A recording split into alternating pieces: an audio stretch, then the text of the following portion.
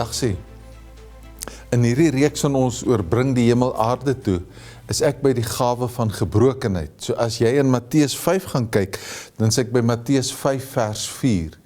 Kom ons bid eers gou saam. Here, ons Here, wat 'n wonderlike voorreg dat ons u woord kan vashou. Dat ons in ons eie taal dit kan lees. Dat u deur die Heilige Gees ook die woord vir ons verstaanbaar maak. So ons wil vra dat u ons sal seën met die teenwoordigheid, dat u ons gedagtes sal beïnvloed, eintlik oorweldig, sodat ons die stem kan hoor en vir u sal verheerlik. Praat nou met ons, Here, dat ons die stem kan hoor. Amen. En nou wil ek jou nooi en sê, kom ons lees uit die Bybel uit. Dis die Here se woord, Matteus 5. Ek gaan daarvan af vers 3 begin saam lees. Dis die Here se woord. Geseënd is die wat weet hoe afhanklik hulle van God is, want aan hulle behoort die koninkryk van die hemel. Geseënd is die wat treur, want hulle sal vertroos word. Geseënd is die sagmoediges, want hulle sal die nuwe aarde ontvang. Geseënd is die wat honger en dors na wat reg is, want hulle sal versadig word. Geseënd is die wat barmhartig is, want aan hulle sal barmhartigheid bewys word. Geseënd is die wat rein van hart is, want hulle sal God sien. Geseënd is die vredemakers, want hulle sal kinders van God genoem word. Geseënd is die wat vervolg word, omdat hulle doen wat reg is, want aan hulle behoort die koninkryk van die hemel. Geseënd is julle, wanneer die mense julle ter wille van my beledig en vervolg en valslik alles wat sleg is van julle sê. Wees bly en verheug, want julle loon is groot in die hemel. Hulle het immers die profete voor julle net so vervolg. Julle is die sout vir die aarde, maar as die sout verslaan het, hoe kry mense dit weer sout? Daar's niks meer werd nie. Dit word buitekant weggegooi en die mense vertrap dit. Julle is die lig vir die wêreld. 'n Stad wat op 'n berg lê, kan nie weggesteek word nie. Ook steek 'n mens nie 'n lamp op en sit dit onder 'n emmer nie, maar op die lampstander en dit gee lig vir almal in die huis. Laat julle lig voor die mense skyn, sodat hulle julle goeie werke kan sien en julle Vader wat in die hemel is, verheerlik. Ons lees dit daartoe saam. Dit bly daarom maar net 'n pragtige teksgedeelte hierdie. Eintlik 'n teksgedeelte wat 'n mens se hele lewe oorneem. Ek is vandag hier by Matteus 5 vers 4. Geseënd is die wat treur, want hulle sal getroos word. Weet jy wat? Wanneer jou hart regtig oop gaan vir God, begin jy anders kyk. Jy sien die mooi buitekant, maar jy kry dit reg om ook die stikkende kant van die lewe met waardering te kan raak sien. Die leegheid, die pyn, die nood, die stilweg uitroep na hulp, raak vir jou sigbaar en verstaanbaar. En weet jy, as God jou hart aangeraak het, kan jy nie meer net na die oppervlakkige dinge van die lewe kyk nie. Dan begin treur eintlik deel van jou lewe raak, want jy sien die stikkend en die seer in die lewe. Dis op daai punt van treur, van huil, wat Jesaja gekom het en gesê het, ek is 'n sondige mens en ek woon tussen sondige mense. Hy het nie hulle probeer sleg maak nie. Hy het eintlik net vertel van dit wat sy hart kon raak sien. Sy eie gebrokenheid, die stikkende wêreld. En dan gebeur hierdie ding van huil. Dis 'n ander huil. Ek gaan nou daarby kom. Maar ek wil dit vir jou sê, hierdie pad van huil is nie 'n ompad om by God se seën uit te kom nie. Hierdie pad van huil is die pad van seën. Want God breek jou hart oop. Wanneer laas het iemand vir jou gesê, weet jy, dit kan dalk 'n geskenk ook wees om te rou, om die pyn raak te sien.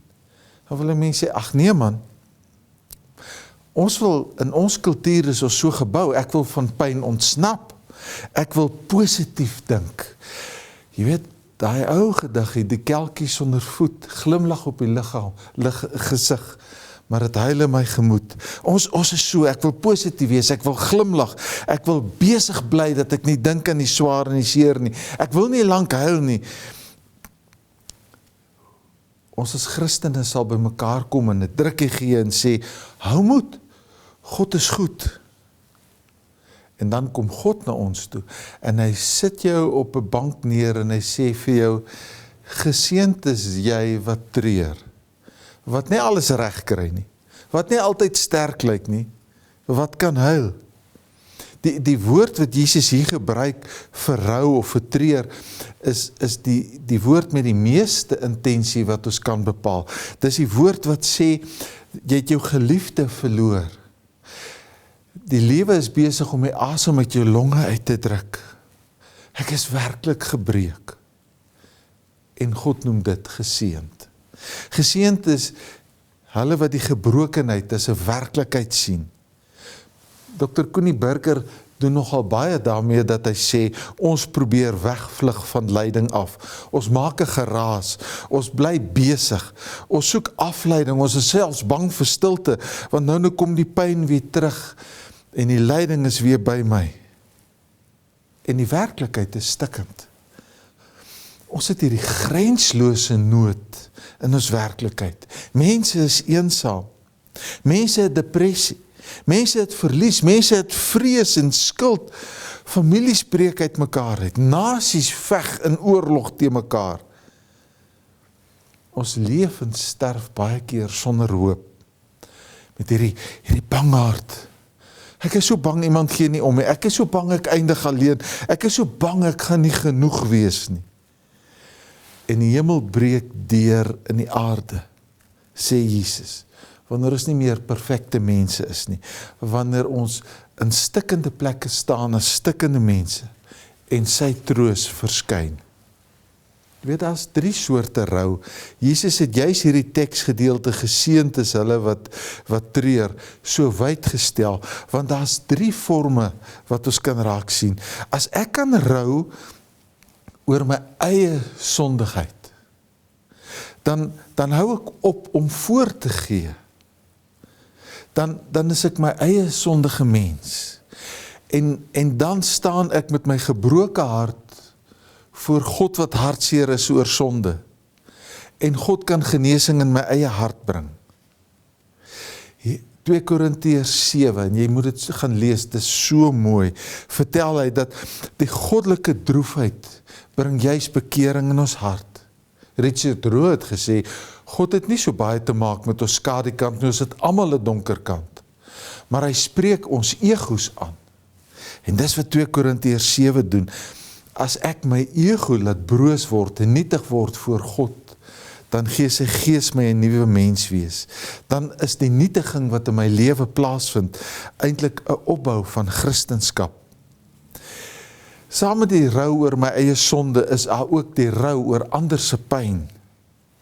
Toe Jesus, Maria en Martha se pyn kon sien oor Lazarus se dood, het hy gehuil. Selfs hy het vir Lazarus uit die dood kom opwek. Om te kan huil, omdat ek nie al die antwoorde het nie. Om te kan huil oor die teenwoordigheid van pyn. Om bereid te wees om saam met iemand anders te huil. En dan is daar die derde vorm, as ek kan rou oor die noodtoestand van die wêreld.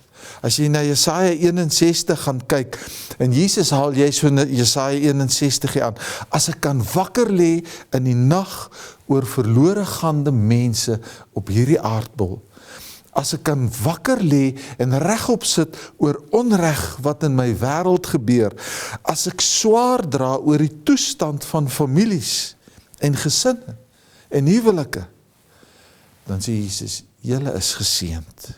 As jou hart breek, saam met God se hart wat breek. So wat doen 'n mens aan gebrokenheid? Dood eenvoudig. Ek vlug na God toe. Wanneer ek my gebrokenheid en my nietigheid besef, vlug ek na God toe. En weet jy wat sê God dan? Hy sê, moenie bang wees nie. Karl Barth het gesê, jy kan die evangelie opsom met die woorde, moenie bang wees nie. Want dan skuil ek by God, Psalm 34, die Here is naby hulle wat gebroken is. Die wêreld sê, steek weg jou pyn. God sê, bring dit na my toe. Ek sal die haweloses by my troos. So ek vlug na God toe. Maar dan stuur God my terug in hierdie wêreld in en hy sê, gaan tree in hierdie stikkende wêreld in en bring my lig na die nasies toe, gaan wees die sout van genesing tussen mense.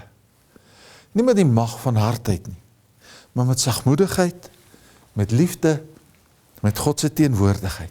Die wêreld ken veerkragtigheid, ek hoef jou daarvan niks te vertel nie, maar die wêreld verstaan nie van 'n stikkende mens, wat afhanklik is van God, en dan in volle vrede en vreugde kan leef, want so 'n mens bring die hemel aarde toe.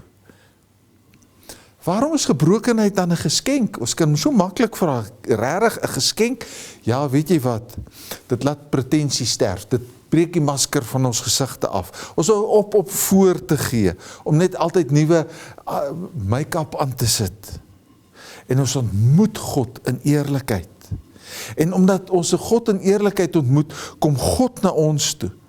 Nie omdat ek die sterkste is, nie omdat ek so gepoleer is nie, maar omdat ek my eie gebrokenheid ontdek. En dan sê God, my liewe kind, as jy die stikkende kleipot is, dan word my krag regtig sigbaar deur jou krake. En God word sigbaar, want ek straal dan sy genade uit. Ek is die stikkende kruik wat maklik breek, wat sy wonderlike evangelie kan verkondig. En mense weet van hom sonder my. En dan in my wese word empatie gebore. Ek kan saam met ander dra in hulle las. En dan word ek 'n bron van genade in hulle swaar kry. En dan ontstaan 'n geloofsgemeenskap. As 'n stikkende mens en 'n stikkende mens mekaar saam begin dra, is dit 'n geloofsgemeenskap. En nou is op om kerk te speel en om vir mekaar te sê, o, het jy nou weer gesien en kyk daar, dan los ons daai goed en dra ons mekaar in liefde en word ons kerk van Jesus Christus. So hoor dit vanoggend, geseënd is die wat treur, want hulle sal vertroos word. Hulle sal troos kry en troos gee. Die hemel gaan deurbreek en 'n nuwe aarde begin vestig. En dis die wonder van die evangelie. God wag nie tot jy heel is nie. Hy gebruik jou terwyl jy stikkend is. So, gaan staan so voor God en ontvang ook sy troos in hierdie gebroke wêreld. Here, dankie vir u woord. Dankie vir u troos. Dankie vir u moed. Ons prys u heilige naam. Ons wil u groot maak, so in my stikkendheid wil ek sê, Here, ek wil my ego voor u stikkend breek, dat my nietiging kan deurgaan, en sodat u my kan opbou van onderaf boontoe, sodat ek ook die krag en die moed en die genade en die liefde het, om uit te dra na ander toe. Hier is ek, Here. Amen. En nou wil ek jou groet met die Here se seën. Mag die genade van die Here Jesus Christus, mag die liefde van God, ons Vader, en die troos van die Heilige Gees by jou wees. Amen.